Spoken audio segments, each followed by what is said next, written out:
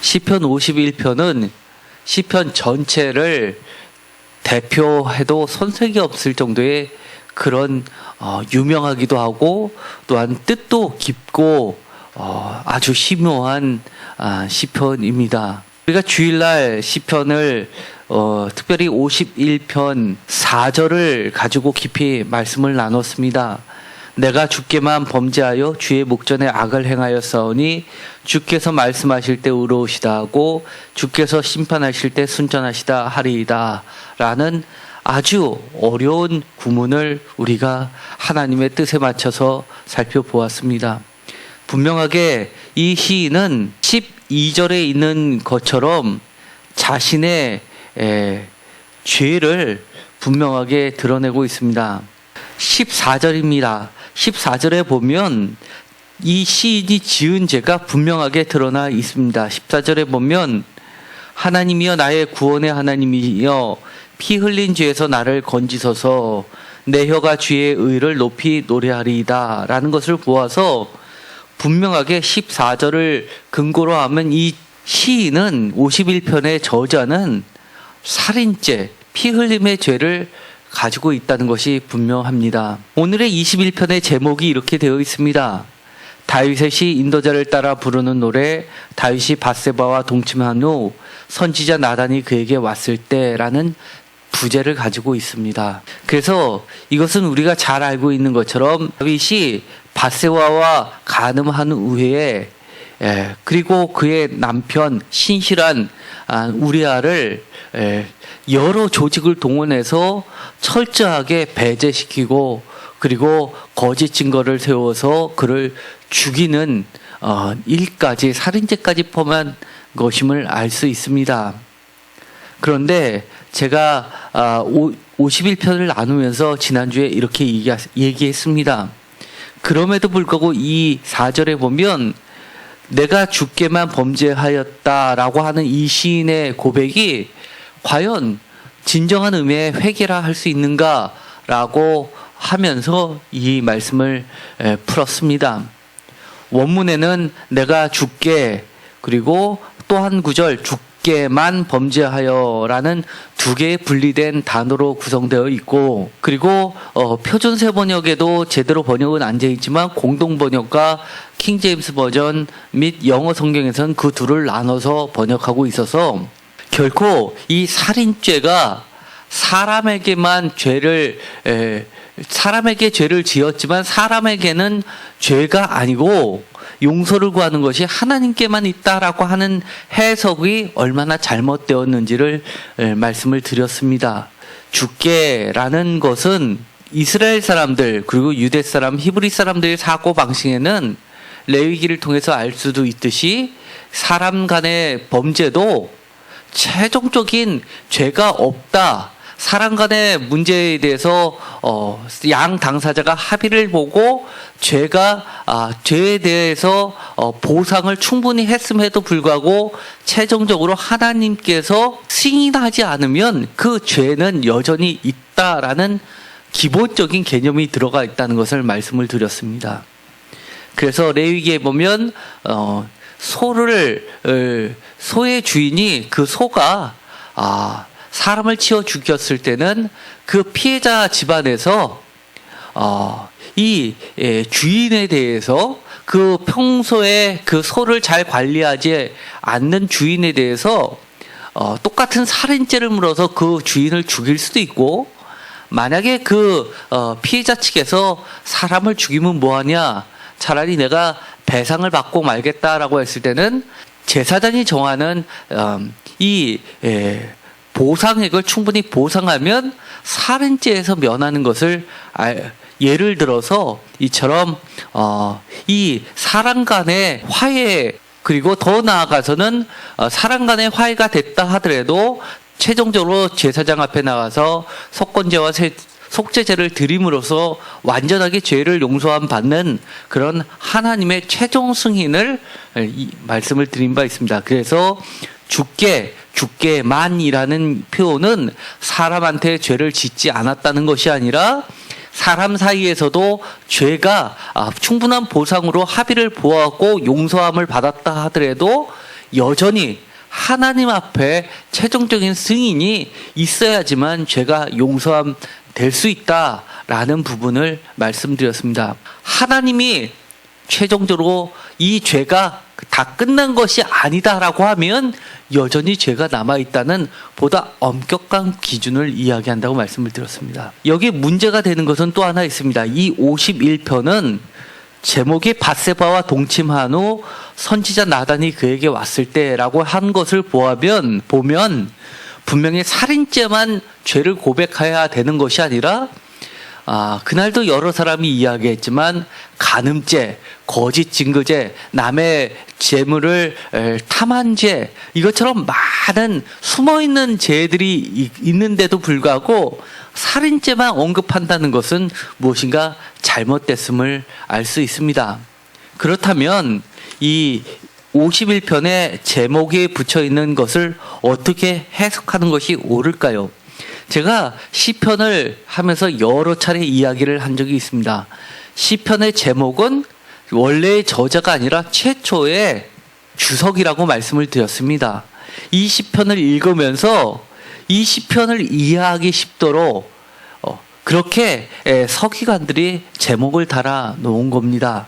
이거를 통해서 보다 하나님의 말씀을 이해하기 쉽고 이 사건이 남의 사건이 아니라 남의 죄를 구경하는 것이 아니라 이것이 바로 나의 죄, 나의 사건에 해당하는 것이라는 것을 읽게끔 만들어진 최초의 주석입니다.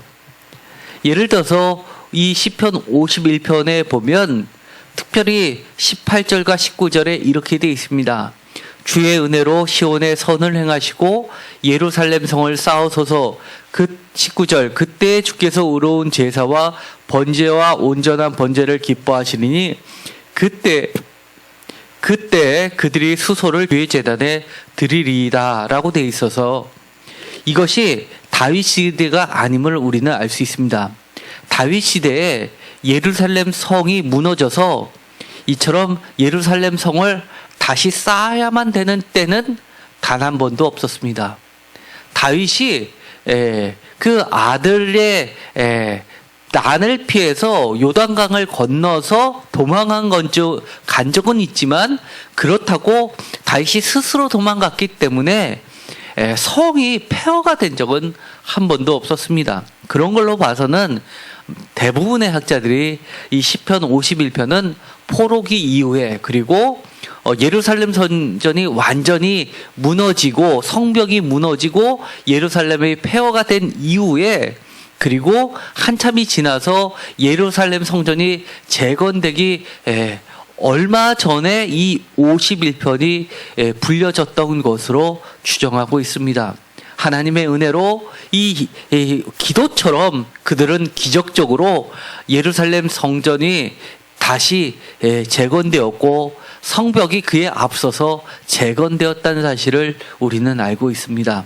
시대를 막론하고 그리고 이것을 다윗 시대로 읽든 포로기 이후로 읽든 아니면 지금 현재의 오늘의 나의 시로 읽든 하나님의 역사하심은 늘 같이 동일하게 이루어지고 있습니다.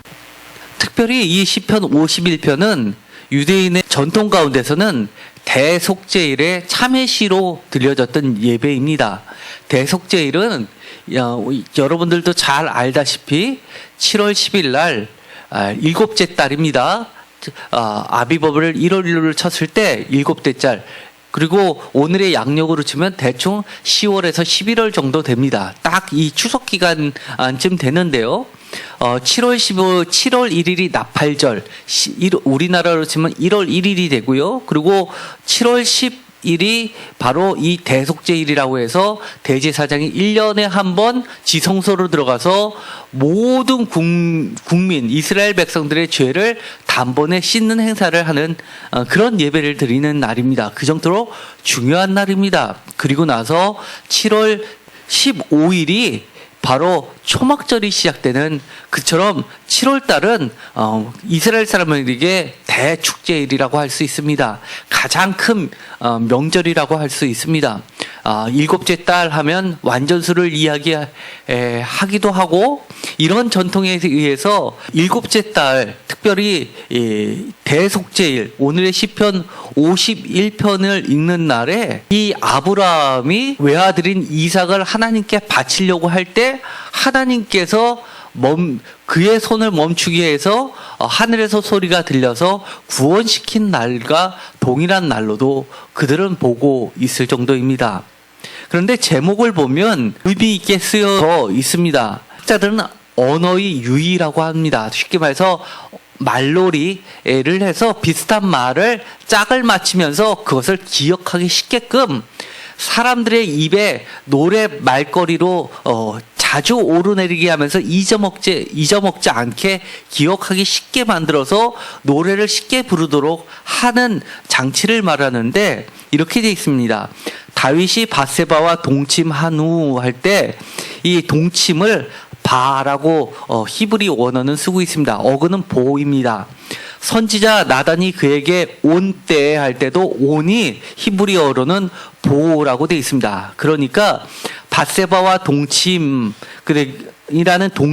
보와 나단이 그에게 온 할 때, 오다 할 때의 그 보는 같은 어근을 써서 그들이 듣기에는 다윗이 밧세바와 오다와, 그리고 선지자 나단이 그에게 오다와 동침하다와 오다는 서로 말을 바꿔서 해석할 수 있게끔 그렇게 말놀이를 한 것입니다. 한 후 선지자 나단이 그에게 온 때에 바로 이 시를 기억하기 쉽게 하면서 이 대속죄일, 그리고 죄를 허물을 씻는 그런 일들을 기억하게 만든 겁니다. 다윗이 사무엘 하 11장 또는 12장 1절에서 또는 9절에서 13절에 나오는 밧세바 사건을 1대1로 일치시키기도 하고, 또는 사무엘하 17장 24절에 나와 있는 압살롬을 피해 요단동편 마하나임이라는 곳에 다윗이 피난한 시기를 나타내기도 하는 것으로 학자들은 보고 있습니다. 그런데 이 51편은 회개시입니다. 참회시라고 하는데 대표적으로 7개가 있습니다. 예를 들어서 6편, 32편, 38편, 51편, 102편, 130편, 143편이 있는데, 이 이스라엘 사람들에게 있어서는 대표적으로 회개를 했던 모델로서 회개했던 왕의 모델로서 여러 명이 존재하는데, 대표적인 게 다윗 왕입니다. 바로 사무엘하 11장의 사건과 12장 1절, 12장 9절에서 13절의 밧세바 사건. 두 번째는 므낫세 왕의 아들이 아몬 왕이고, 아몬 왕의 아들이 요시아 왕입니다.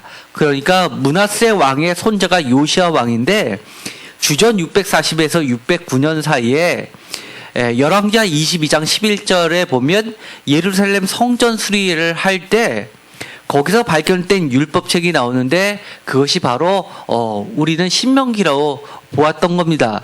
이 그 율법책을 읽어줄 때 그 앞에서 이 요시아 왕이 옷을 찢으면서 회개했던 사건이 있습니다.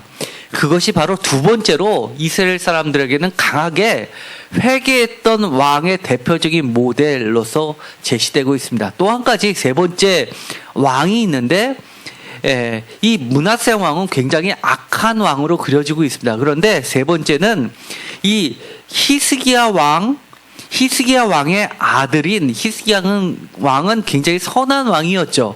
히스기야 왕의 아들인 므낫세 왕, 열왕기하 21장 1절에서 6절, 24장 3절에서 4절, 역대하 33장 11절에서 13절에 보면 므낫세 왕을 악하다고 얘기하면서, 심지어 역대하 같은 데는 남유다가 멸망했던 가장 결정적인 원인으로 무엇을 제시하고 있냐면, 이 므낫세 왕이 무지한 자의 피를 너무 많이 흘렸기 때문이다 라고 이야기를 하고 있습니다. 그런데 이 그랬던 왕이 역대하 33장 11절에서 13절에 보면 그 므낫세 왕이 끌려가가지고 겸손하게 회개를 함으로써 하나님이 다시 왕을 복귀시키는 장면이 나오게 됩니다. 그래서 이 이스라엘 사람들에게서는 대표적인 왕이 회개했던 모델로 세 개를 제시하라고 하면, 첫 번째가 다윗 왕 밧세바 사건, 사무엘하 12장 1절, 9절에서 13절. 두 번째는 이 요시야 왕인 열왕기하 22장 11절 사건. 세 번째는 므낫세 왕으로서 열왕기하 21장 1절에서 6절, 24장 3절에서 4절, 역대하 33장 11절에서 13절을 제시를 하고 있었던 겁니다. 우리가 잘 알고 있듯이 히스기야 왕도 회개하지 않았냐라고 하시는 분이 계시는데, 사실 히스기야 왕은 회개한 것이 아니라 병이 들어서 이사야가 그만 죽게 된다, 더 이상 살 수 없게 된다라고 하니까 병상 중에 눈물을 흘리면서 기도하자 이 하나님께서 왕의 생명을 연장시켜준 것이지 잘못해서 회개한 것은 아니고 병상 중에 기도의 모델로서 히스기야가 제시될 뿐입니다. 그렇기 때문에 이 제목에서 얘기하는 것처럼 다윗의 시, 밧세바와 동침한 후 선지자 나단이 다윗에게 찾아왔을 때 했던 다윗의 노래라고 한다는 것은, 그들 입장에선, 특히 이스라엘 사람들 입장에선 왕하면 바로 그들의 지도자입니다. 최고의 지도자인 겁니다. 최고의 지도자가 하나님 앞에서 죄를 지었을 때도 하나님께서 용서했듯이, 우리들도 어떠한 죄를 지었다 하더라도 이스라엘 전 역사에서 가장 뛰어났던 왕 다윗이라 할지라도 가장 수치스러운 죄를 범했듯이, 우리도 가장 수치스러운 죄를 범했다 하더라도 하나님께 회개를 하며 하나님께서는 은혜로 그 죄를 용서해 주실 수 있다라는 희망을 51편을 통해서 제시해 주는 겁니다. 51편 특별히 1절부터 4절까지를 보면 죄가 굉장히 많이 나옵니다. 집중적으로 죄에 대해서 이야기합니다. 하나님이여 주의 인자를 따라 내게 은혜를 베푸시며 주의 많은 긍휼을 따라 내 죄악을 지워주소서. 2절 나의 죄악을 맑게 씻으시며 나의 죄를 깨끗이 제하소서. 3절 무릇 나는 내 죄가를 아오니 내 죄가 항상 내 앞에 있나이다. 4절 내가 주께만 범죄하여 주의 목전에 악을 행하여 싸우니 주께서 말씀하실 때 의로우시다 하고 주께서 심판하실 때 순전하시다 하리이다 라고 되어 있는데, 1절에 죄악, 2절에 죄악, 그리고 상반절에 죄악, 하반절에 죄, 3절 상반절의 죄과 하반절의 죄, 그리고 4절 상반절의 범죄, 그리고 하반절의 악, 이렇게 계속해서 죄에 대해서 끊임없이 반복을 하고 있습니다. 어떨 때는 죄악, 어떨 때는 죄, 어떨 때는 죄과, 어떨 때는 단순하게 죄를 범했다라고 동사로 쓰는 이런 것들이 도대체 어떤 차이점이 있길래 이렇게 많은 단어를 쓰고 있을까요? 먼저 1절 하반절에 나오는 죄악은 원어로는 페샤라고 합니다. 2절 상반절에 나온 죄악은 아온이라고 하고, 하반절에 나오는 나의 죄할 때 죄는 하타입니다. 그리고 3절에 상반절에 나온 죄가는 페샤입니다. 그래서 1절에 보면 죄악이라는 것과 3절의 죄가는 같은 페샤인데, 하나는 죄악, 하나는 죄가를 번역했습니다. 이런 거는 좀 하나로 동일하게 번역을 했으면 좋을 때 좀 아쉬움이 있습니다. 그리고 3절 하반절에는 죄인데, 이것은 원어로 하면 하타입니다. 4절에 보면 내가 주께만 범죄하여 했을 때 이 범죄도 원어로는 하타입니다. 그래서 2절 하반절의 죄와 3절 하반절의 죄와 4절 상반절의 범죄는 모두 다 하타라는 동일합니다. 이것도 사실은 동일하게 번역하면 좀 더 좋았을 텐데 조금 아쉽지만, 어쨌든 간에 원어로 하면 세 가지가 나옵니다. 페샤라는 것과 아온이라는 것과 하타라는 것이 나옵니다. 내가 주께만 범죄하여 할 때 이 하여라는 것은 아사라는 단어인데요. 사실 이 아사라는 단어는 굉장히 많은 뜻을 갖고 있습니다. 영어로 치면 마치 do나 make처럼 여러 가지 뜻으로 해석되어 있고, 오히려 이 단어보다도 뒤에 단어 목적어가 뭐냐에 따라서 뜻이 수없이 번지는 단어가 바로 이 아사입니다. 예를 들어서 아사 뒤에 창조에 관련된 이야기가 나오면 만들다, 창조하다라는 뜻까지도 있습니다. 예를 들어서 하나님께서 아담을 진으로 빚으실 때 이렇게 도자기를 빚듯이 도자기를 만드시리 사람을 만드는 것, 이것도 창조, 이런 데도 쓰이는 게 바로 아사입니다. 그런데 아사가 갖고 있는 숨은 뜻은 무엇이냐면 영어로 치면 accomplish입니다. accomplish라는 뜻은 단순히 finish하고 어떤 차이가 있냐면, finish는 끝나다이지만 accomplish는 thoroughly라는 뜻이 있습니다. 즉 끝끝내 이루다, 성취하다라는 숨은 뜻이 있습니다.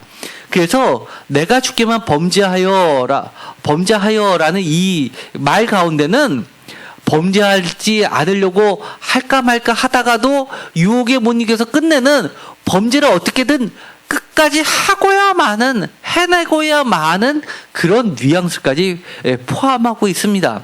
먼저 원어를 한번 볼까요? 이 패샤라는 것은 왜 이렇게 많은 단어들을 이 시인이 썼습니까? 먼저 이 패샤라는 이 단어를 보면은요, 영어로 하면 트랜스그레션이라고 번역을 하는데, 트랜스라는 것은 무엇인가 뛰어넘는 것을 포함하고 있습니다. 즉 도덕적 법적인 한계를 넘어서 위반하는 것을 이 죄, 패샤라고 하는데요. 예를 들어서 우리가 노란 선을 주행 중에 넘으면 위반이 되는 것이죠. 이처럼 무엇인가 위반하는 것, 그리고 히브리어 원어로는 사실은 이게 법적으로 반드시 죄를 물어야 되는, 죄의 값을 물어야 되는 죄에 해당합니다. 그래서 의지적으로 죄를 범했을 때 이 패샤라는 것을 쓰는데요. 예를 들어서 breach of trust, 신뢰를 깨트리는 행동이라든지, 아니면 rebellion, 무엇인가 반역을 하는 것, 하나님에 대해서 반역하고 하나님에 대해서 거스리는 것, 하나님의 계명을 어기는 것은 쉽게 말해서 하나님한테 대드는 거나 마찬가지입니다. 이런 걸 패샤라고 하고요. 아온이라고 하는 것은 있습니다. 이 아온이라고 하는 것은요, 우리가 흔히 영어에서 guilt, 죄라고 하는 것들인데, 보다 다른 표현을 하면 iniquity라고 킹제임스 버전에서는 그렇게 번역을 했습니다. 이것은 기본적으로 생각이 잘못된 그런 죄입니다. 그래서 인격과 관련되고, 그 인격에 잘못돼서 뭔가 삐뚤어져서 행동까지 이어지는 겁니다. 그래서 영어로 얘기하면 디스토션 왜곡이라는 거하고 많이 연관을 지어서 번역을 합니다. 그래서 도덕적으로 왜곡된 것, 또는 왜곡된 성격에서 나와서 비정상적인 행동을 하는 것, 뭔가 구부러지고 비틀어진 죄를 이야기합니다. 그래서 더 나아가서 뭔가 바른 길에서 벗어난 것, 잘못 간 것, 바른 길을 떠나서 무엇인가 전도되고 도착한 상태, 잘못된 길로 이미 나간 상태 등을 이야기합니다. 그거와 반해서 하타라는 것이 있습니다. 하타는 가장 구약 성경에서 제일 많이 죄할 때 쓰는 단어가 하타인데요. 이 하타는 원래의 뜻은 다윗이 돌팔매질을 해서 곰도 때려잡고 그 다음에 골리앗도 때려잡았죠. 어떤 관역을 향해서 돌판질을 했을 때 표적을 맞추지 못했을 때 이 하타라는 것을 기본적으로 씁니다.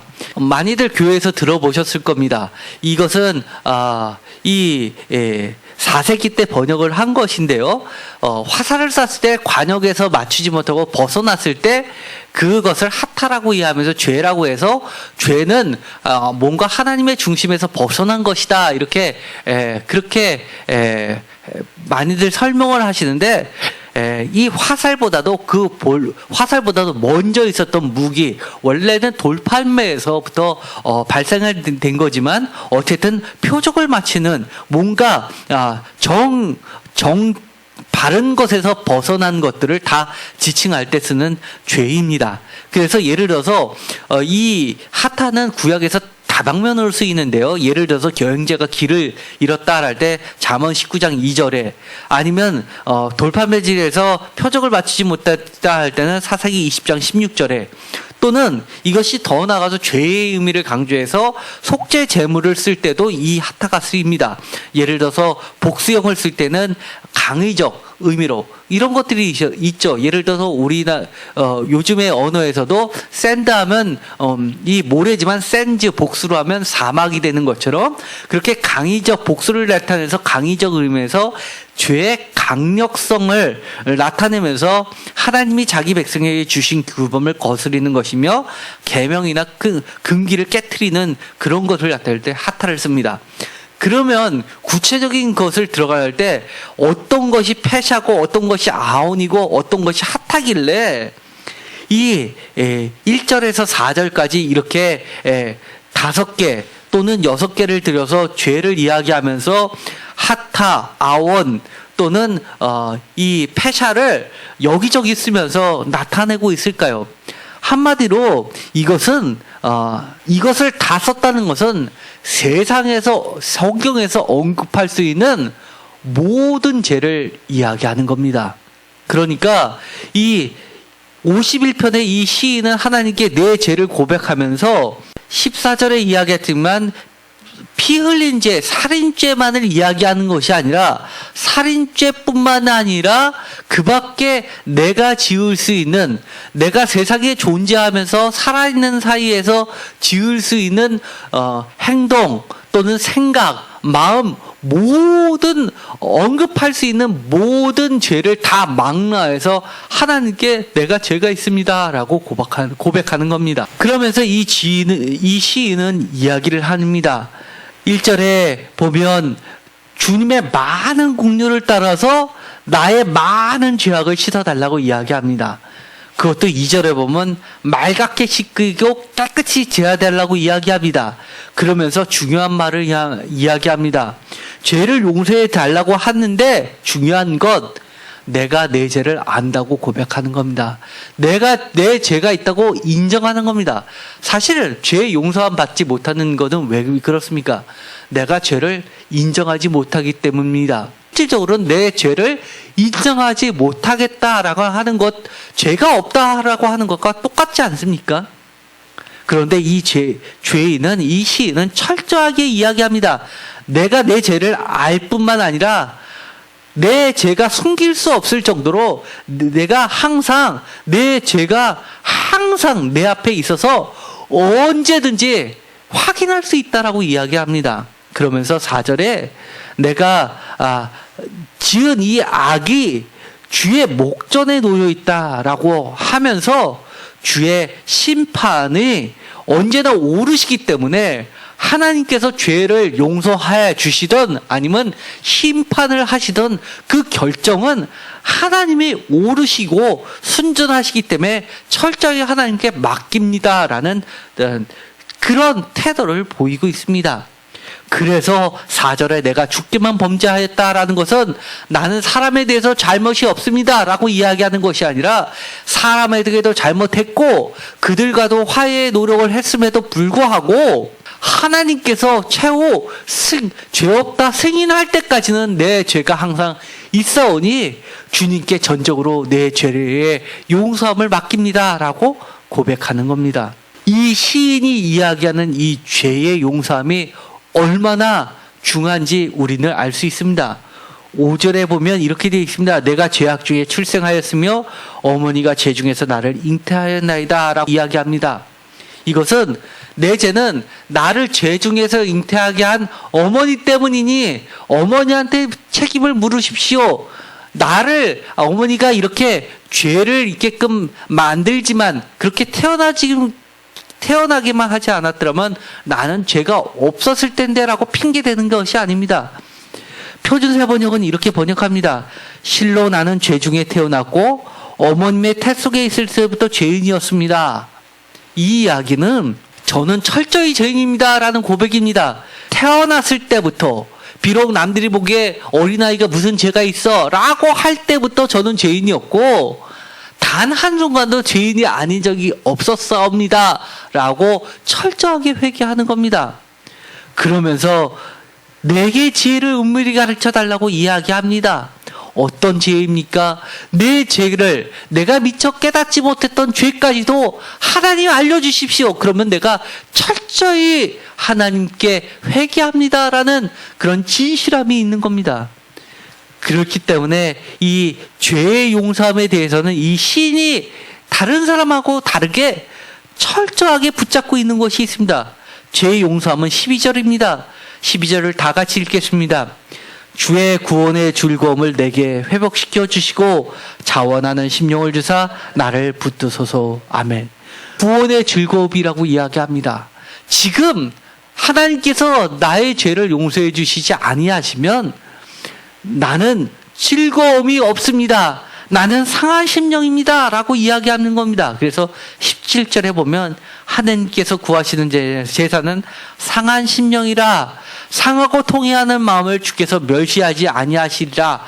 그러니 내가 지금 수소를 드리는 것이 아니라 번제를 드리는 것이 아니라 우선 하나님 앞에 내 상한 심령과 통회하는 심정을 주께 낱낱이 드립니다. 고합니다. 그렇지 아니하였다면 16절에처럼 내가 이미 드렸을 것입니다 라고 이야기를 하는 겁니다. 시인의 고백은 정말 위대한 고백입니다. 이 시인의 고백을 들으면 혹시 이런 생각이 들지 않습니까? 얼마나 그렇게 심한 죄를 지었길래 이렇게까지 하나. 또 읽다 보면 14절에 이야기하는 것처럼 살인죄를 범했으니까 그렇지. 나도 이 시인처럼 이렇습니까? 나는 살인죄를 범하지 않았는데, 아니면 주석처럼 살인죄만 언급했는데도 불구하고 성경을 기록한 성령님께서는 각주를 다시면서 표제어를 통해서 주석을 다시면서 이렇게 이야기하는 겁니다. 다윗이 밧세바와 동침한 후 선지자 나단이 그에게 왔을 때처럼 너가 다윗보다 의로우냐? 다윗보다 하나님께 인정받았냐? 그렇지 못했음에도 불구하고 선지자 나단이 다윗에게 찾아왔을 때처럼 성령님께서 너에게 찾아왔을 때 너도 다윗처럼 그렇게 밧세바와 동침의 것처럼 그렇게 낱낱이 죄를 인정하고 고백하렴이라고 고백할 수 있냐라고 물으시는 겁니다. 1절에 죄악 패사, 2절 상반절에 죄악 아원, 2절 하반절에 죄 하타, 3절 상반절에 죄과 패사, 3절 하반절에 죄 하타, 5절 상반절에 범죄 하타, 그리고 죄를 범하다의 아사, 끝끝내 죄를 이루고야 말았던 우리의 모든 죄, 하나, 둘, 셋, 넷, 다섯, 여섯, 7가지를 통해서, 그리고 라를 통해서 모든 세상에서 망라할 수 있는, 총망라할 수 있는 죄들을 다 언급하면서 그렇게 우리가 우리의 모든 죄를 고백할 수 있습니까? 사실 특별히 우리가 한글로 보면 잘 눈에 띄지 않은 부분이 있습니다. 예를 들어서 시편 51편 2절을 보면은요, 이렇게 되어 있습니다. 히브리 원어 성경처럼 원어를 한번 바꿔봤습니다. 그리고 그 뜻을 한번 그 원뜻을 드러나게 한번 번역을 해봤습니다. 화면에도 보이시지만 이렇게 되어 있습니다. 완전히 thoroughly, 철저하게 처음부터 끝까지 완전히 씻어주십시오. 내 죄를 깨끗이 지워주십시오 라고 이렇게 어순이 되어 있습니다. 우리는 2절에 보면 이렇게 번역을 했죠. 왜냐하면 우리의 한국말의 어순 때문에 그럴 수밖에 없습니다. 나의 죄악을 맑게 지키며 나의 죄를 깨끗이 제하소서라고 했지만 히브리 원어는 그것이 어순이 뒤바뀌어져 있습니다. 완전히 씻어주십시오. 내 죄악을, 내 죄를 깨끗이 깨끗이 지워주십시오 라고 하면서 완전히 씻어주다, 깨끗이 지워주십시오를 하나의 프레임, 틀로서 그 가운데 내 죄악, 내 죄를 가운데 두면서 A, B, B, A 구조로 해놔서 양쪽을 대조시키면서 하나님의 용서와 나의 죄를 대조시키면서 강조하고 있습니다. 죄악, 죄가 이런 것들을 가지고 악 이런 것들을 가지고 원어도 다 설명을 해드렸습니다. 세상에 총망라할 수 있는 죄를 다 말씀드렸습니다. 그 중에도 살인죄를 말씀을 드렸습니다. 제가 마지막으로 설교를 마치면서 한번 여러분들께 질문 하나 드리고 싶습니다. 세상에서 이처럼 용서받기 어려울 정도로 가장 큰 죄악은 뭡니까? 죄는 뭡니까? 권사님, 이 세상에서 이 모든 총망라한 죄 중에서 가장 큰 죄는 뭡니까? 하나님 부인하는 죄. 여기서 나온 것처럼 예를 들어서 살인죄는요? 하나님을 부인하는 죄. 그럼 권사님께서는 하나님을 부인하셨습니까? 부인하시지 않았잖아요. 그죠? 하나님을 인정하시고 늘 받아들이시지 않습니까? 그러면 권사님과 관련 있는 죄 중에서 세상에 있는 죄 중에서 가장 큰 죄는 무엇일까요? 당연히 살인죄는 아니겠죠. 이것이 오늘의 설교의 핵심입니다. 제가 말씀드리고자 하는 겁니다. 세상에서 가장 큰 죄, 바로 나의 죄입니다. 나의 죄. 살인죄를 지었든 하나님을 부인하는 죄를 지었든 다른 사람이 짓는 죄는 나의 구원에 영향을 미치지 못합니다. 내가 최종적으로 하나님 나라에 들어가는데 나의 발목을 잡지 못합니다. 그런데 나의 발목을 잡는 죄, 내가 최종적으로 구원을 받는데 나를 흔들어 놓을 수 있는 죄는 나의 죄입니다. 그래서 이 시인은 어떻게 죄를 고백하냐면 1절에 내 죄악, 2절에 나의 죄악, 나의 죄, 3절에 내 죄가, 그리고 3절 하반절에도 내 죄라고 이야기를 합니다. 내 죄가 다른 사람에 비해서 작을 수 있습니다. 이렇게 악한 사람들이 지은 죄가 나는 전혀 없을 수 있습니다. 그럼에도 불구하고 하찮아도 나의 죄는 나의 구원에 영향을 미친다는 사실. 이 세상에 어떤 죄보다 가장 큰 죄는 나의 죄입니다. 그래서 늘 우리는 하나님 앞에 죄를 고백하고 회개해야만 되는 겁니다. 오늘 목회자가 돼서 요즘에 제가 늘 저녁에 와서 밤에 기도를 하는데 회개 기도를 합니다. 하나님, 저에게 제가 생각나지도 않았던 죄를 생각나게 해주십시오. 저에게 지혜를 주어서 하나님께 죄 용서받게 해주십시오. 그러면서 생각나는 거 다 하나씩 회개하고 있습니다. 그러면서 회개할 때마다 얼마나 감사한지요. 알려주셔서 감사합니다. 알려주셔서 감사합니다. 생각나게 해주셔서 감사합니다. 제가 이렇게 회개할 수 있는 생애 시간을 조금이라도 허락해 주셔서 감사합니다. 그러면서 기도합니다. 오늘날 다윗이 이렇게 우리에게 귀한 시편을 하나 남겨놓았습니다. 정말 왕인 그가 말 한마디면 많은 사람이 자기를 도와서 그 죄를 숨겨주려고 할 수 있는 사람이 한둘이 아닌데도 불구하고 선지자가 하나님께서 회개하라고 죄를 드러냈을 때는 철저하게 무릎 꿇고 하나님 앞에 죄 용서한 받는 것처럼 더 이상 우리도 고집 부리지 말고 철저히 회개했으면 좋겠습니다. 혹시 다른 사람의 죄 그런 것보다도 숨어있는 나의 죄가 있다면 오늘 깊이 회개해서 진정한 구원의 하나님이 주시는 12절에 있는 것처럼 주의 구원의 즐거움을 내게 회복시키시는 그런 기쁨을 누리시게 되길 간절히 소망합니다.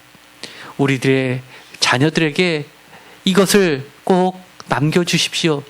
누가 너에게 회개해라 라고 하면 내가 뭐 회개할 게 있는데 그러면서 너나 잘하세요 그러지 말고 하나님이 어떤 통로를 통해서 얘기해 주셨던 네 알겠습니다 하고 생각 안 나더라도 두 눈 끊고 하나님 앞에 하나님 죄송한데 지혜를 주셔서 은밀히 가르쳐 주세요. 그래서 정말 하나님 앞에 철저히 회개해 주세요라고 해라라는 그 신앙의 가르침을 꼭 전달해 주시기 바랍니다. 그것은 내 앞에 나에게 늘 주는 나의 교훈이기도 합니다. 정말 오늘 이 시간을 통해서 그 다윗이 얘기했던 온갖 세상의 모든 죄보다도 가장 나의 구원을 좌지우지하는 그 가장 큰 죄는 나의 죄라는 사실을 깨닫고 죄 용서함 받는 시간이 되도록 철저한 회개를 하나님께 올려드리게 되기를 간절히 소망합니다. 기도하겠습니다. 하나님 감사합니다. 하나님 은밀히 우리에게 가르쳐 주십시오. 지혜를 주셔서 제가 깨닫지 못한 죄가 생각나게 하시고 철저히 하나님 앞에 내 죄를 용서 구하고 깨끗함 받게 하여 주옵소서. 하나님 만나기 전까지 우리에게 시간을 주심을 감사를 드립니다. 철저하게 회개할 수 있게 하여 주시옵소서. 예수 그리스도의 이름으로 기도드렸습니다. 아멘.